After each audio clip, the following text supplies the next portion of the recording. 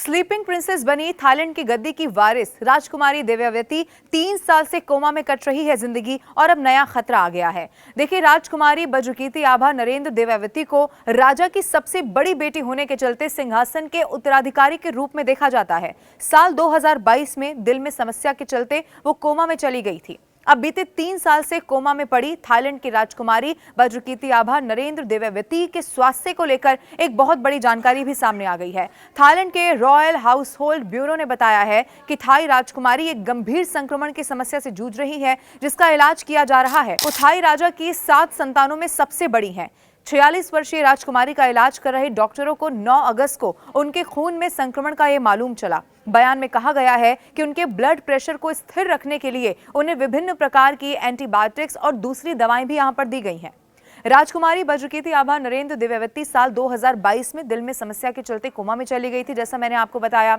हालांकि कोमा में जाने से पहले सबसे बड़ी संतान होने के नाते उन्हें सिंहासन के संभावित उत्तराधिकारी के रूप में देखा जाता था।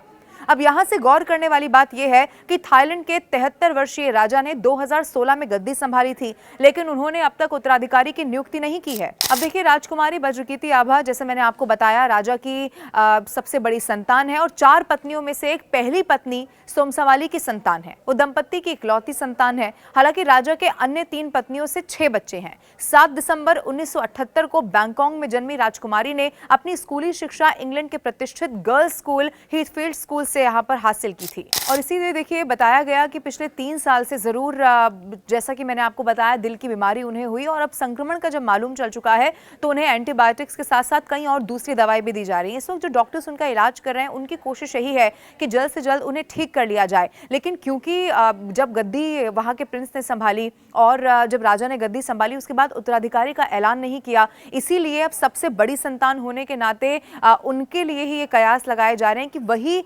उनकी जो उत्तराधिकारी है वो होने वाली है। लेकिन बीते 3 साल से वो कोमा में पड़ी हुई है, जो थाईलैंड की राजकुमारी है, जिनके बारे में मैंने आपको बताया, बजुकीती आभा नरेंद्र दिव्यावती उनका नाम है। और इसी को लेकर उनके स्वास्थ्य से जुड़ी हुई ये बड़ी जानकारी हमने आप तक पहुंचाई। और इसीलिए कहा जा रहा है कि स्लीपिंग प्रिंसेस, जो कि पिछले 3 सालों से कोमा में है, वो थाईलैंड की गद्दी की वारिस बनती हुई नजर आ रही है। राजकुमारी दिव्यावती उनका नाम है और 3 साल से वो कोमा में जरूर चल रही है, लेकिन अब उनके स्वास्थ्य में भी सुधार आएगा, इसी तरह की उम्मीद डॉक्टर्स की तरफ से भी जाहिर की जा रही है।